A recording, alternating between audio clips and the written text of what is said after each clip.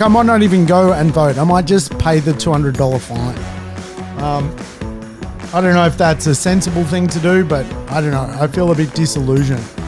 I don't know if it's my wife coming back or the election, but I feel disillusioned. No, we want my wife back. Don't say that about the little general.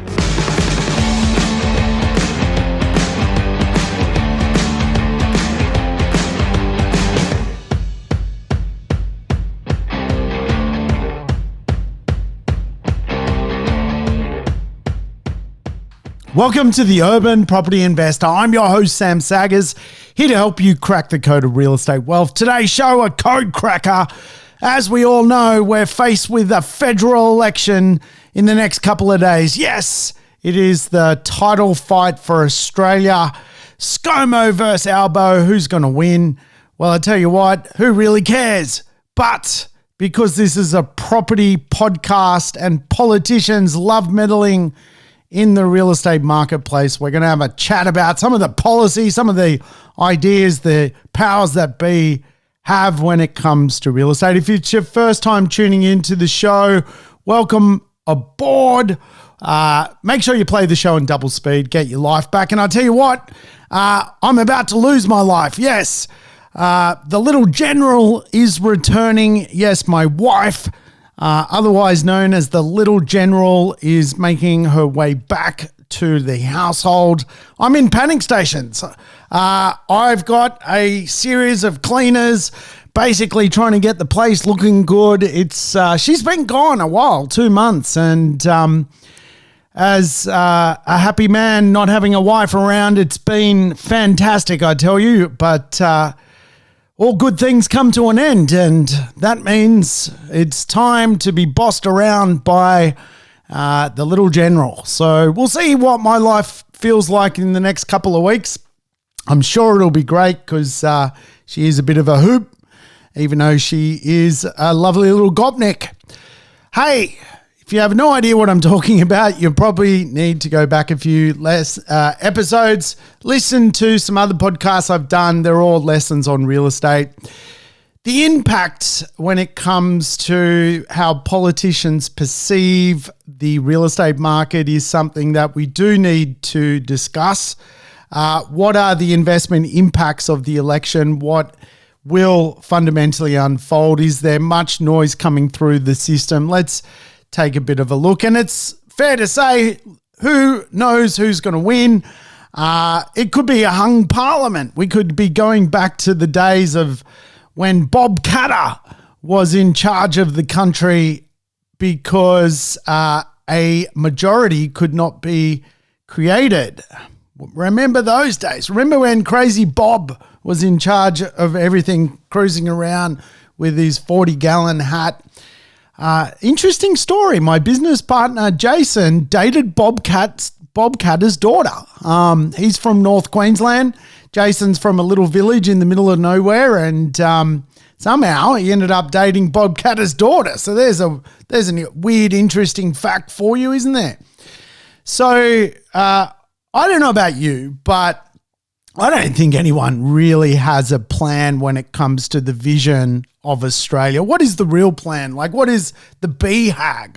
You know, in business, it's basically business 101 that you need to have a big, hairy, audacious goal, a massive BHAG as to where the business is going. Running a country is no different to running a business. You've got good bits and bad bits to look after, but what is the actual vision for Australia? And this is where I break down with every politician at the moment, because I don't feel like there is this shared value, this shared journey, this shared language, this shared behavior that we're all accountable to at the moment. We're not seemingly, whether you're pro-liberal or pro-Labor or pro-Greens or, pro-whoever, like there doesn't seem to be someone standing up and going, you know what, this is the vision for Australia. This is what we need to do to get there.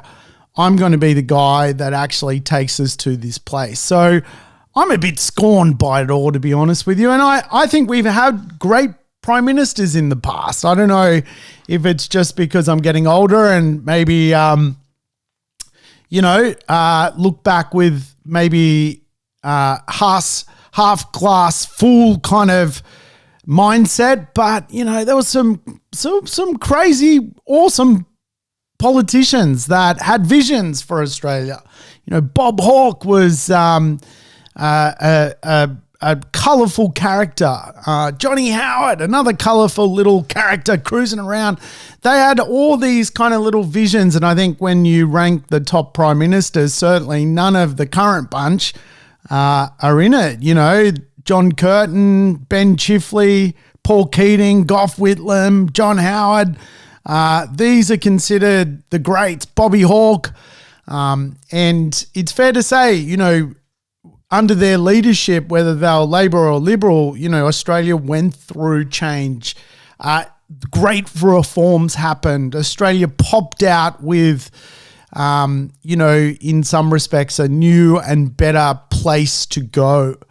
And in some respects, we are lacking statesmanship, right? We seem to be squabbling over just, whatever. It seems to be the great bribe game at the moment. Who whinges the most gets the most money, and that's how Australia fundamentally works, which is disappointing because, I think we are better than that as a people. But anyway, this is not a political show, so I shouldn't even really get into that. This is a real estate show, but I'll tell you what, some good news from politicians are of late, despite being many of them, absolute nutters. We've actually done a full term of a Prime Minister.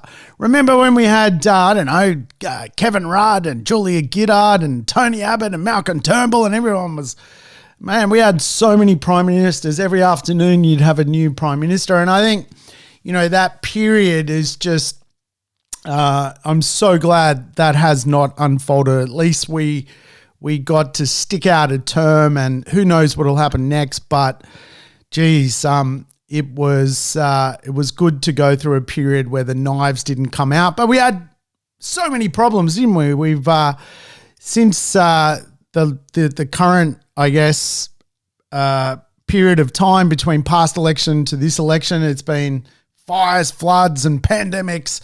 And everything in between, which has been such a strange period, I guess, if you look over the last sort of 3 years of what we've all been through. Certainly, I think we'll all remember it for the rest of our lives, the great pandemic that was.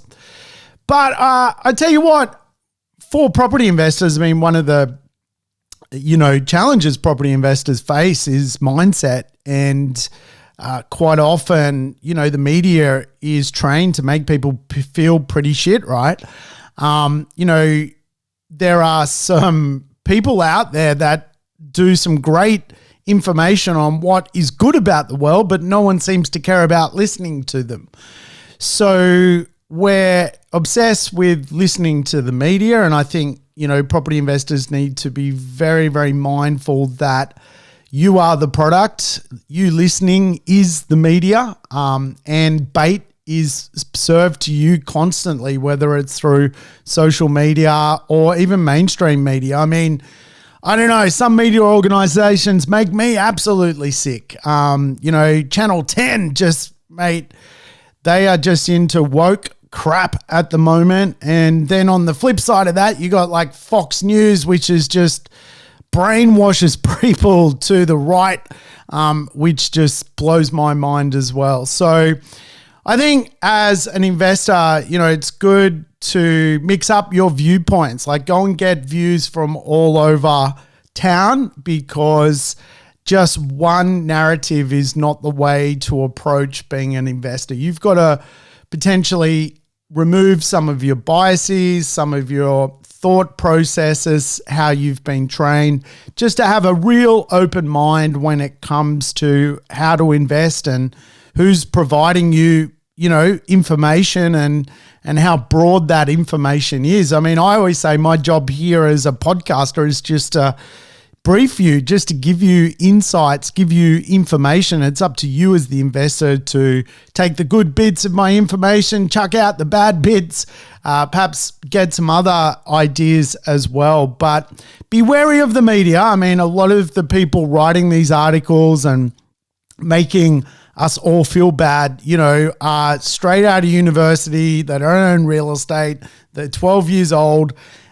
They simply are a production line of fear, because fear sells. If it bleeds, it leads in the media. And of course, elections, there's a lot of news thrown out there, and we need to be very rational as to how to disseminate fake news, real news. And, a lot of that comes back to according to who, compared to what, and, the great line, so what? I mean, who cares about half of this stuff anyway? It is half the time just designed to, get you talking unnecessarily about something which means nothing.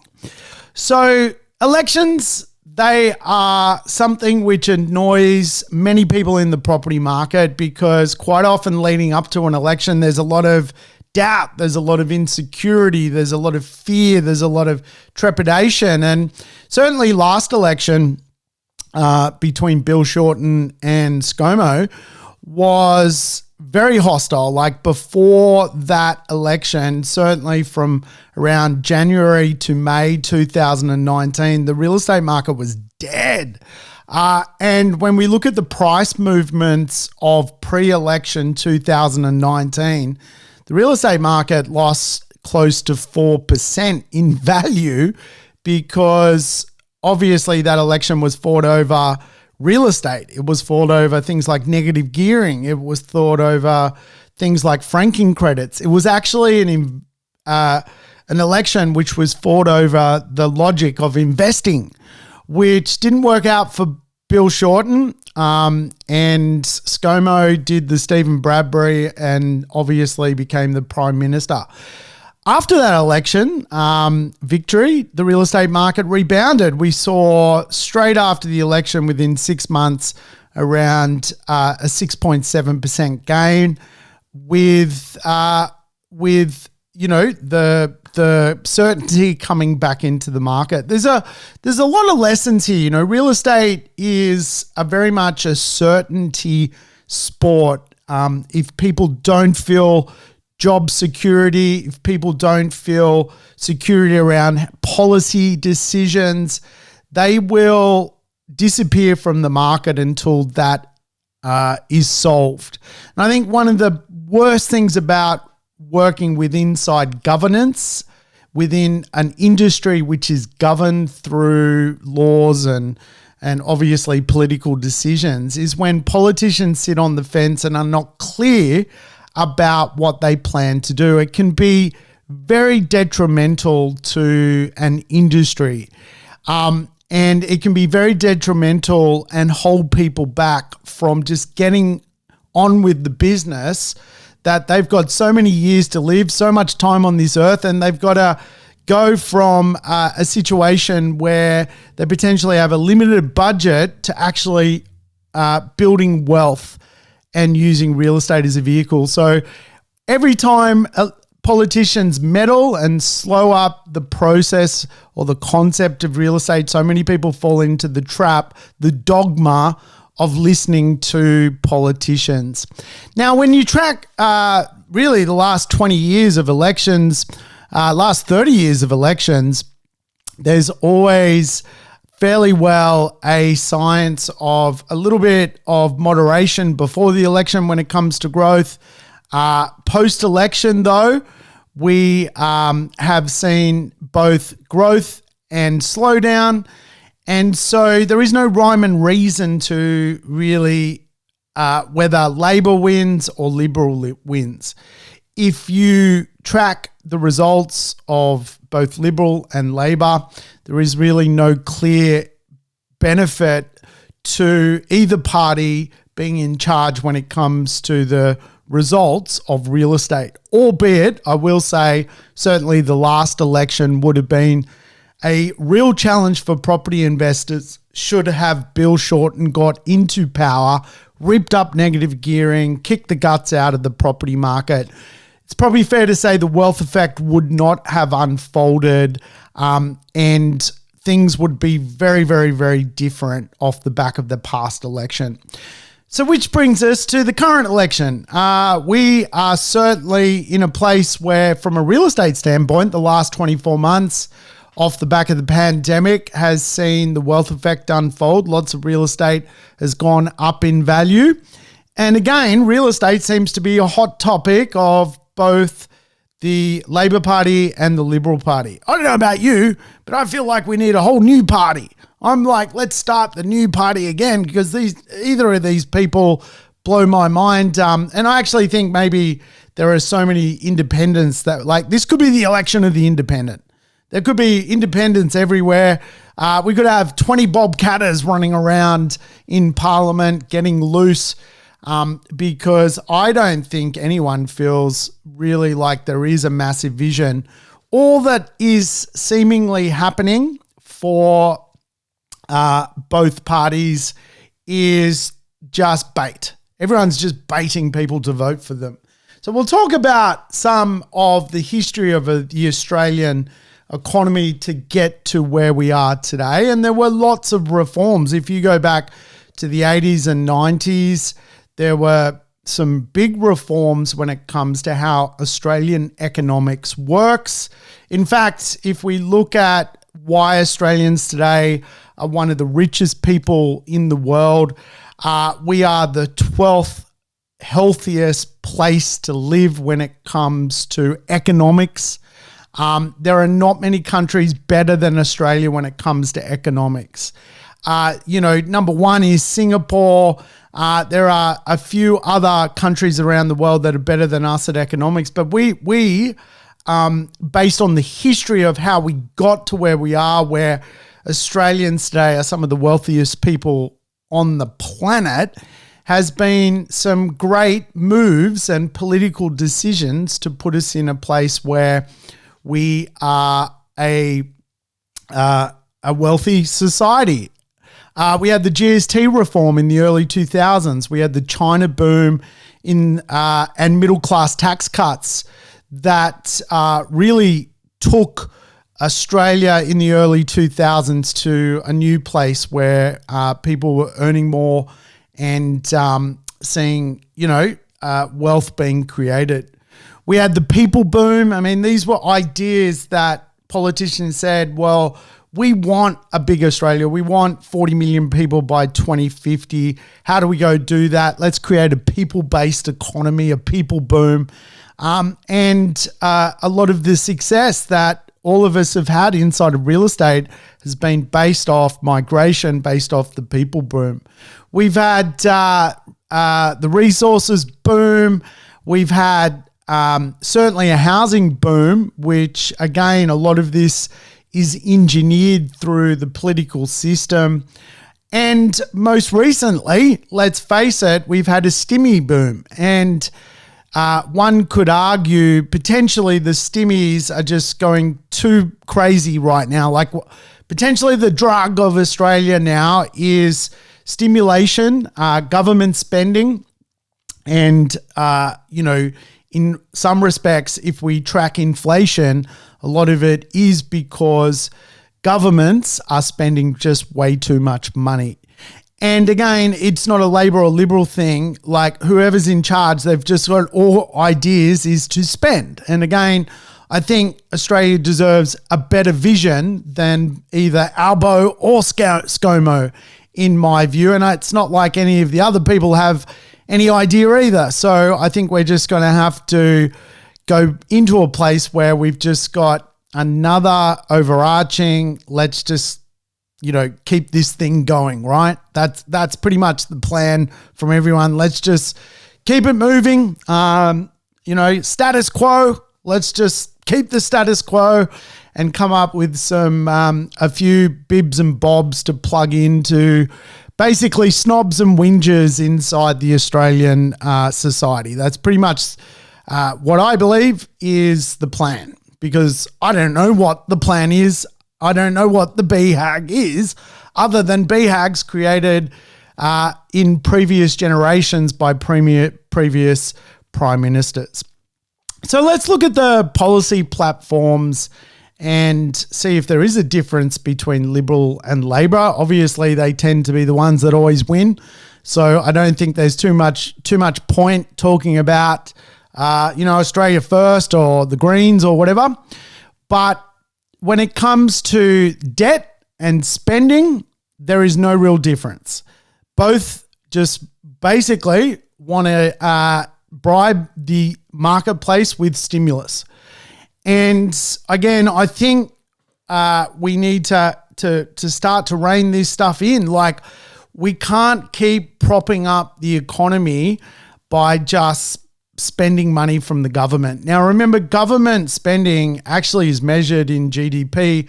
So it's kind of like it happened during the pandemic. We all get that. I think potentially would be even wiser just to cancel some government spending, lower inflation, calm everything back down, just get back on track. But again, there's no real foresight with any of the government spending. It's more temporary band-aids, particularly around the housing market, which we'll talk about in depth. When it comes to foreign affairs, no real difference whatsoever. Obviously, potentially Labor is a little bit more China-friendly.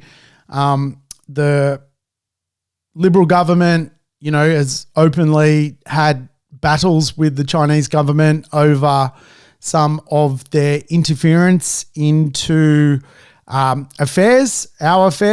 And I think there is a minor policy difference there, but nothing, that is, gets the hairs on the back of your neck standing up. When it comes to health, aged care, education, different spending, different stimmies, no real reforms, nothing interesting here. So as you can see, there really is no difference other than some sort of mild political ideology difference. There really is no difference. Childcare, no real difference.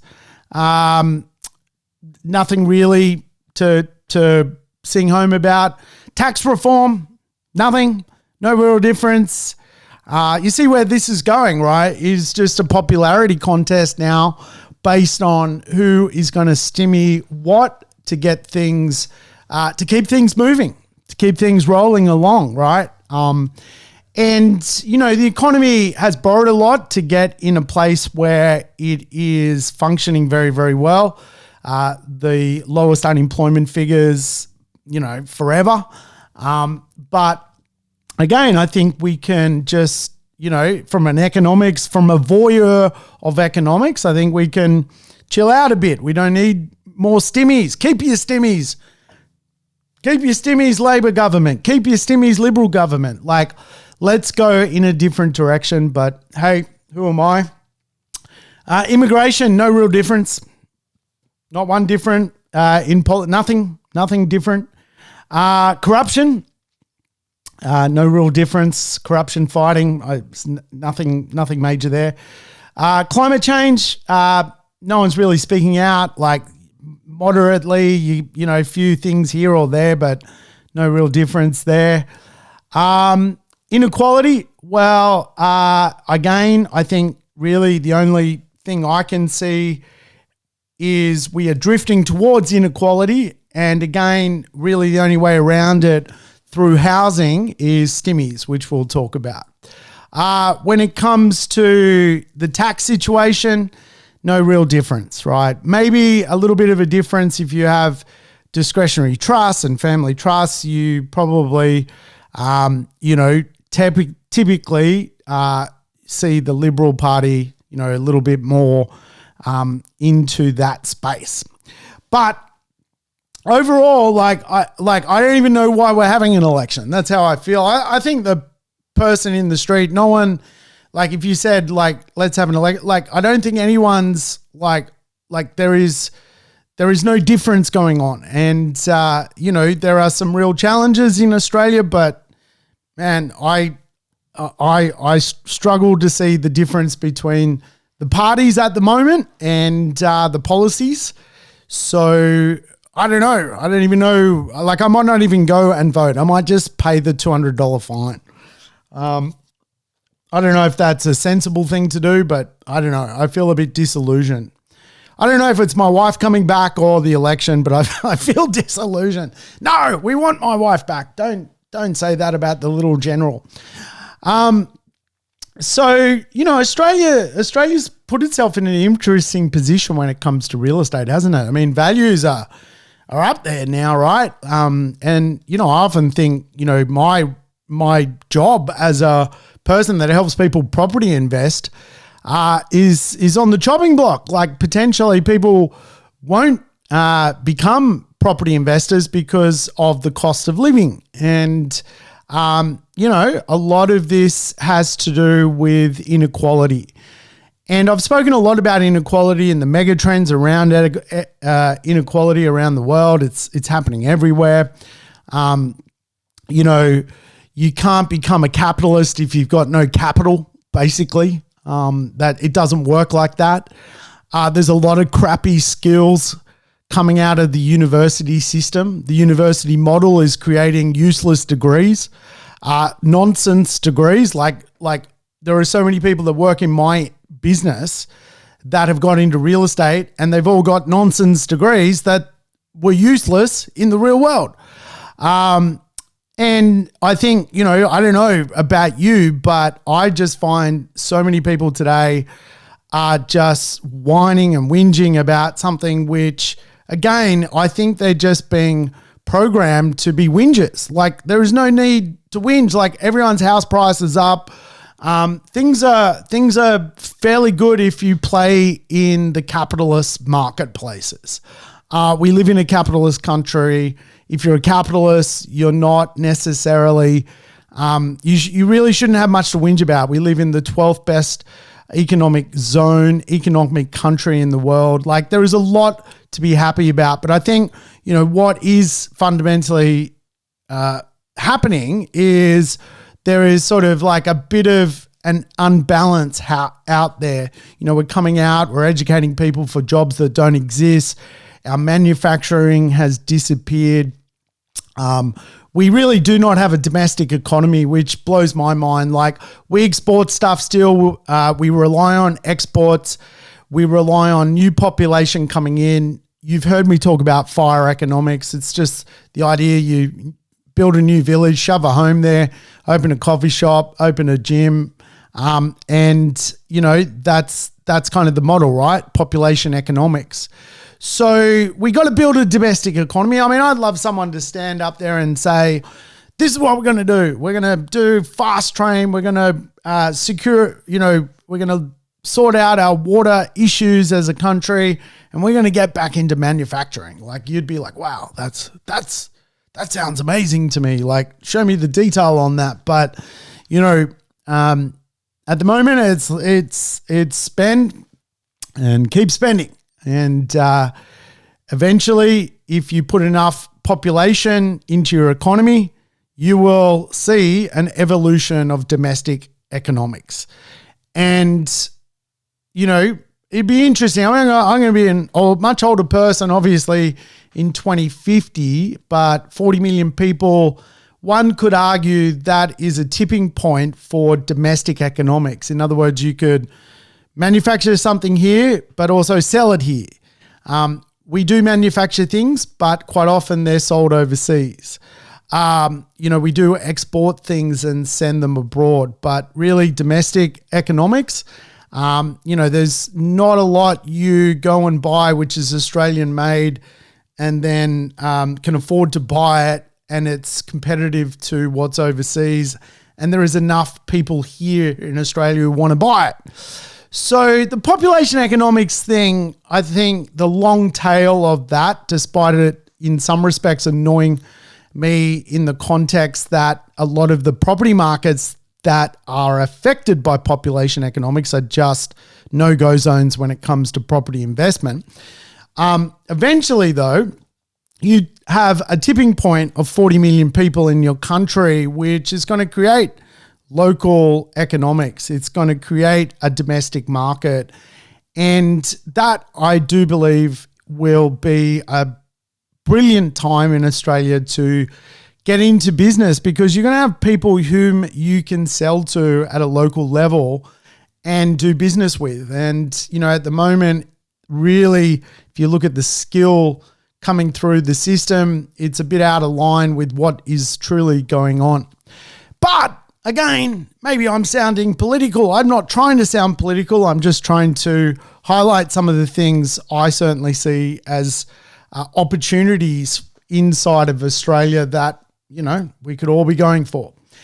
Hey, the great property ownership squeeze is on, and both government, the Liberal government and the Labor government are all over this. They want to be part of the big rock of economics, which is real estate.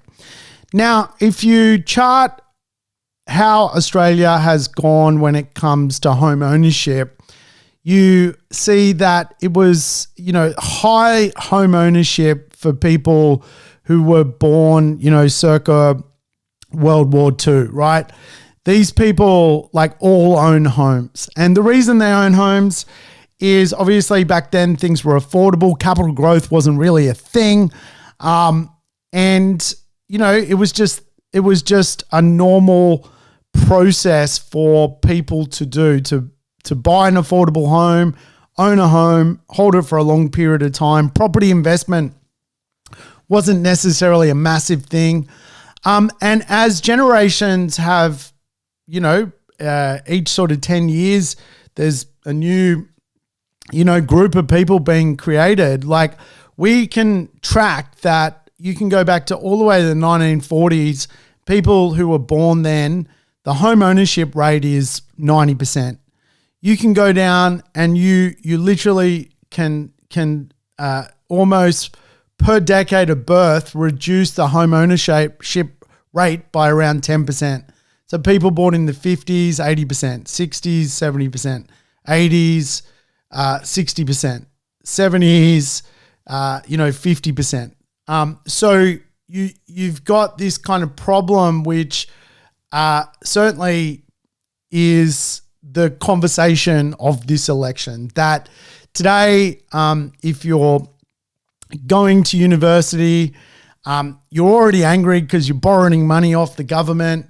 You're doing a degree which potentially doesn't do anything. It's just nonsense. And you're coming out of the university system and you're faced with a huge burden of trying to buy a property in a decent suburb for less than $1 million. And of course, to create a savings plan, to create the deposit, to play the game of real estate, a lot of people now just can't do it. They can't keep up with what it takes. And so we're seeing this big economic divide. And you guys know I've been talking about this for a long time. If you go back to my earliest podcast within the Urban Property Investor podcast series, probably the one thing I've been telling everyone is there is a have and have not society. The have-nots are basically now being stymied to keep up with the haves, which just makes the haves even more wealthy, and we'll talk about that. Now, remember, in real estate, I teach 12 economies. There are 12 different economies when it comes to real estate. The bullshit economy, which is, quite often what most people put themselves through, is just a lie. Like, they don't play the game. They put themselves in a position of fear. They let the media bait them. Then we've got the population economy. You guys know the population economy, right? You put more people into the system, it grows the GDP. Then we got the fire economy. You guys know the fire economy: finance, insurance, and real estate. Big business, CBDs, they're built around the fire economy, the fire engine. Big influence in Australia.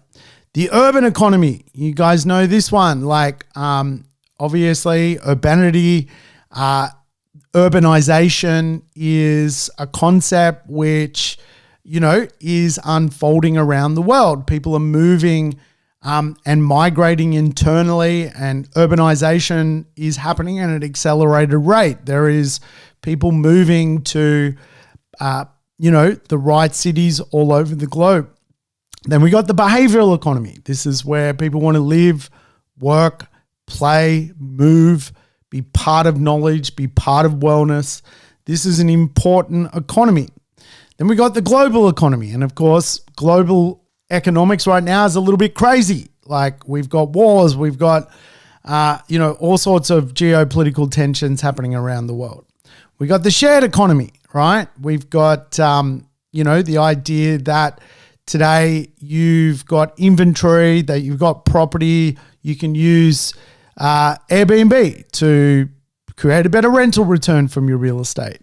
Then we've got really the decentralization of economics. We've got things like almost like anarchy decentralization. We've got the cryptos. We've got, all this kind of new, disruption, blockchain tech, or decentralizing economics. We got the knowledge economy. A lot of knowledge workers today are blessed off the back of certainly the spatial transformation of real estate. The knowledge workers today really want livable places because they can work from anywhere.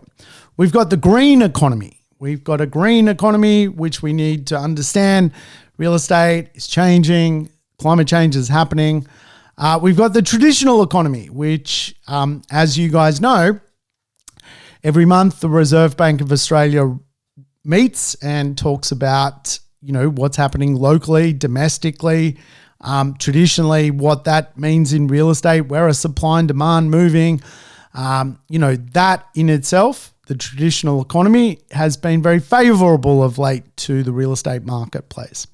Then we have what I refer to as the command economy.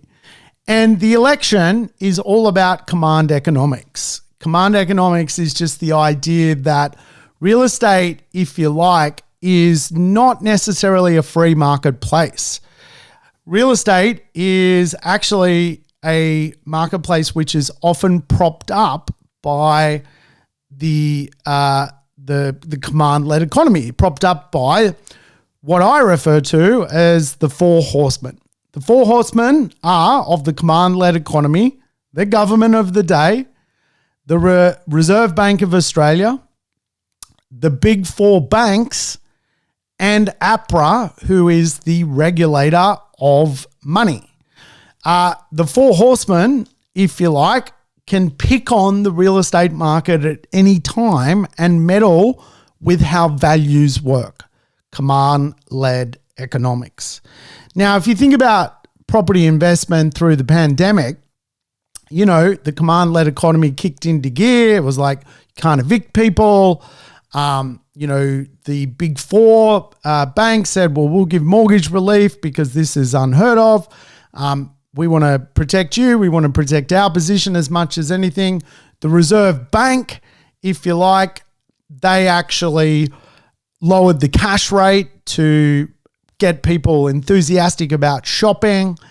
APRA stopped meddling with basically their position on who can borrow money. They got out of the way.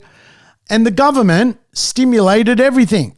So you basically had the four horsemen of the command economy basically letting everything happen so that the wealth effect unfolded. Now, what I can tell from the next phase of real estate, and particularly off the back of the election, is that the government is ready to go. They want to stimulate more. They want to get more people into housing. They want the real estate market to do well, right? That's whether they're Labor or Liberal. The government of the big four of the command economy is commanding the economy to actually like real estate. And it doesn't always happen that way, right? Governments can command the economy that people don't like real estate.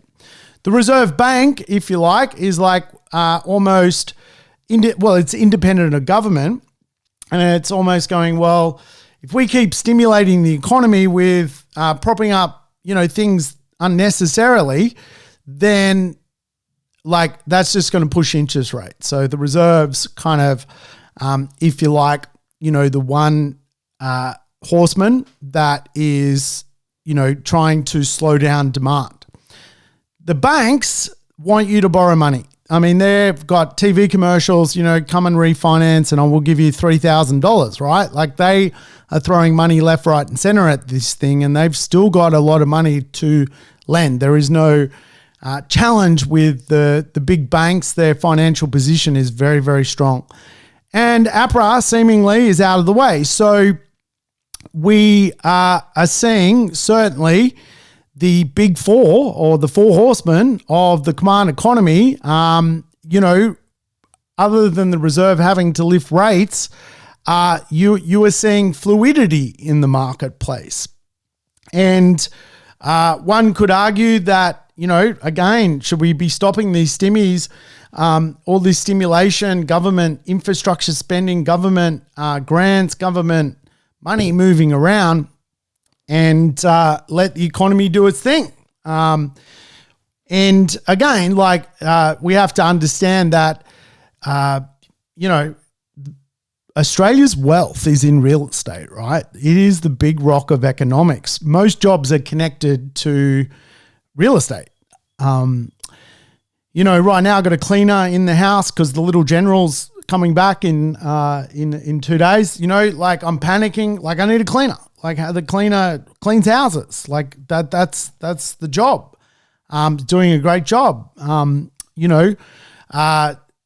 Delivery people bringing things to houses. There's guy down the street building a house. Builders are connected to housing. I'm thinking I'm getting skylights. Skylight manufacturer selling to houses. So the whole Australian economy is connected to housing, and it's so fascinating to watch the command economy, tweak into gear. And, I guess we're all sort of questioning what would happen this election, and, would it be a command-led economy which, was anti-real estate? And of course, the last election, Bill Shorten fundamentally was anti-real estate. That cost him his opportunity to be Prime Minister of Australia. People saw the command and went, we don't want that command, go away with that one. Over in New Zealand, the command-led economy of the New Zealand government have been tinkering a lot with how real estate works. And of course, if you look at the results of that in New Zealand, it's meant the market slowed right up, right? So where are we at with what the government wants to do with real estate? Well, I tell you what, the Labor Party wants to become property investors, which blows my mind. We are finally at a point where socialism is real. Like the idea of someone coming out of the university system with a degree that's worthwhile, that's not nonsense, with capital to buy real estate, to get a return on investment on their degree, to make a shitload of money, to make money quickly, to get into the market. It's not happening. And so the command economy is kicking into gear and going, well, if you've got no capital, you can't be a capitalist. So why don't we give you the money and joint venture with you? And really, I think this election just shows the real estate market is an interesting marketplace. It's so fascinating to watch. Now, 3 years ago, it was like, you shouldn't own properties as an investment. Properties just a roof over people's head. We're going to kill negative gearing. Now, it's like, well, we can't beat you, so let's join you and actually become property investors. Amazing, right? Obviously, that's a Labor Party policy, and we'll talk a little bit about that. So there's two distinct, I guess, real estate policies that have come out.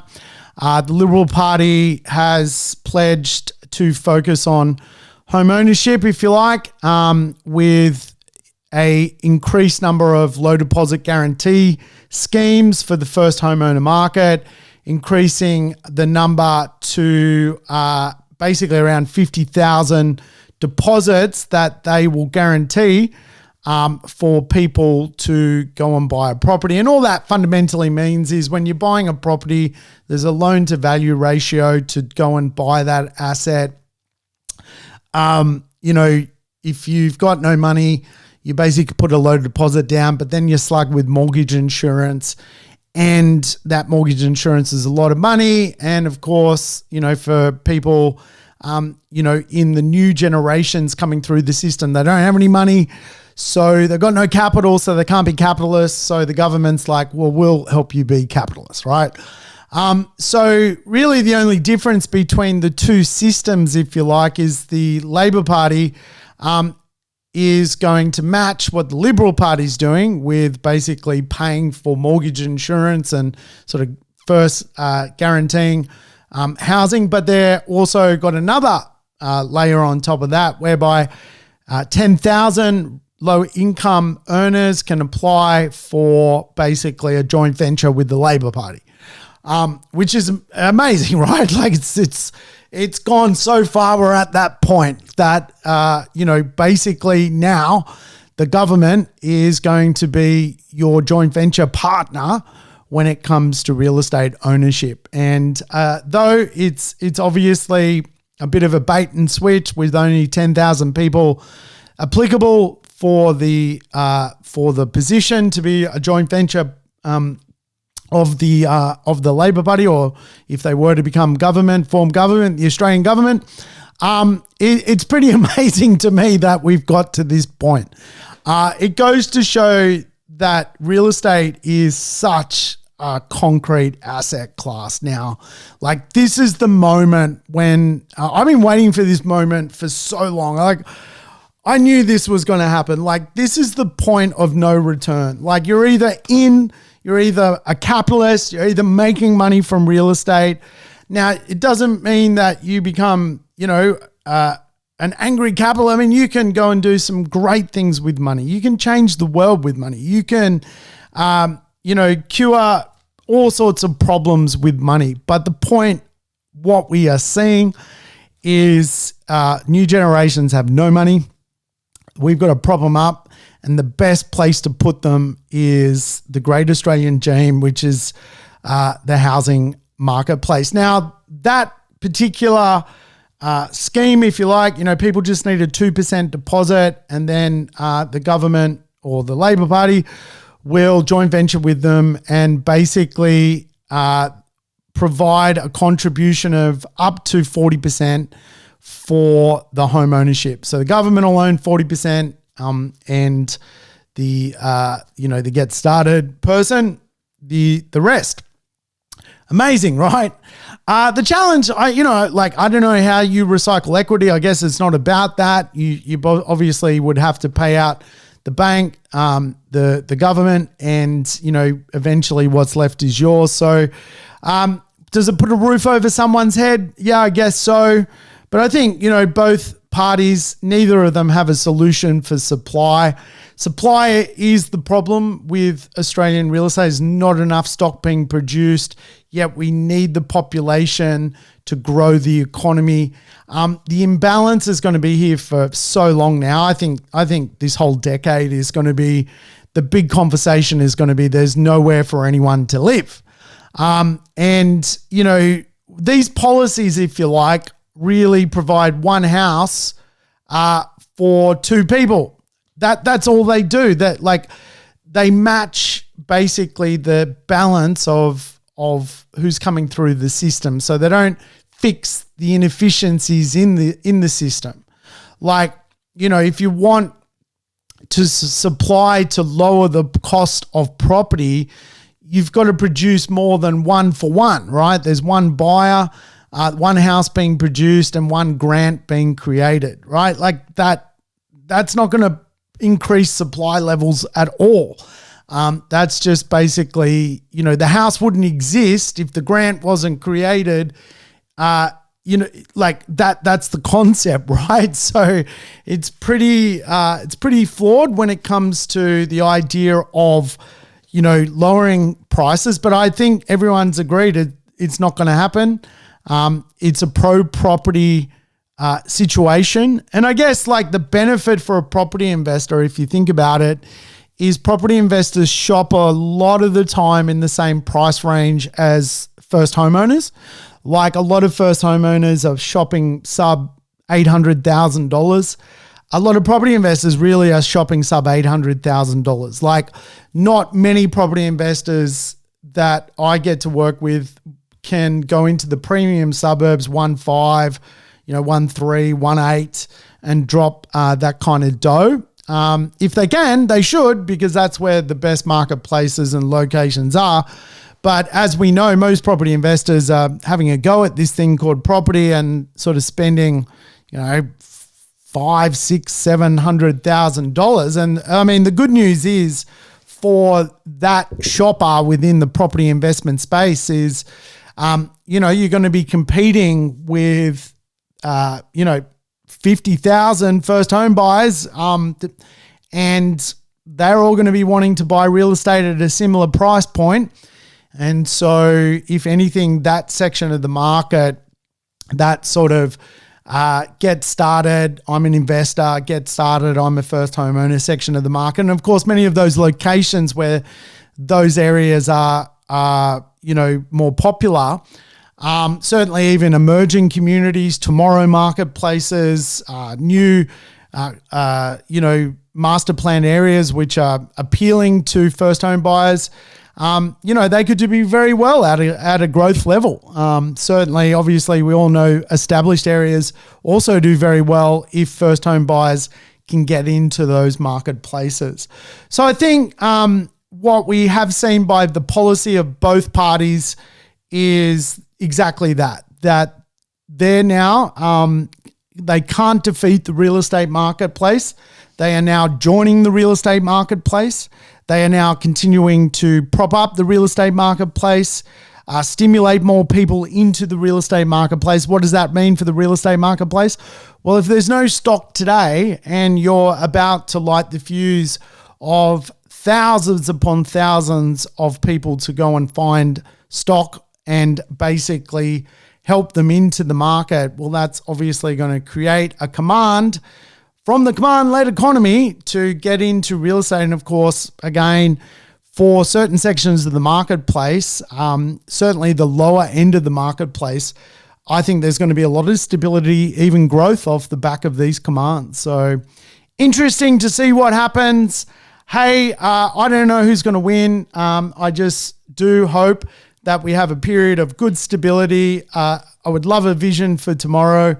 And I think at the end of the day, both parties are pretty neutral when it comes to the offer to the real estate market. And I think it's going to be, a pretty close race with that. I mean, at the end of the day, for property investors, I'll leave you to make the decision on whom you prefer.